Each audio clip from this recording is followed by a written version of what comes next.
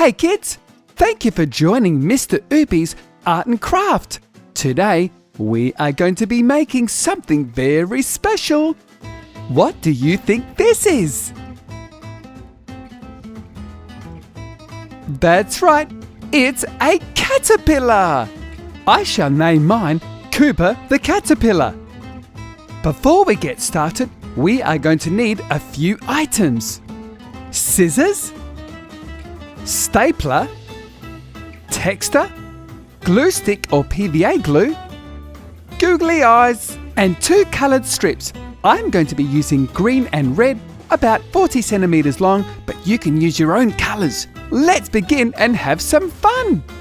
Hold the 2 coloured strips, one in each hand and overlapping each other like I have done. Then get your stapler and staple one end of the strip, like so. Now, staple the other end. And now it's firmly in place. Great! Overlap each strip, crossing over each other until we get to the end of the strips. I will leave you to it. Have fun! Remember, you can stop the video at any time.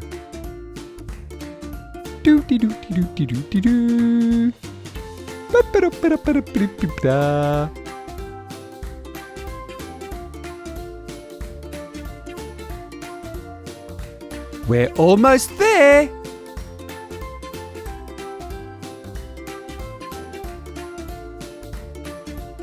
Stop right there, Mr. Oopy. Let's cut the excess green strip where the red arrow is highlighting. Open up the red strip and fold the green strip and staple it. Or you can use glue if you prefer. Now fold the red strip twice over. Well done. Then fold 1/4 of the square, which we will cut out and make a mouth. You can make it into triangle shape.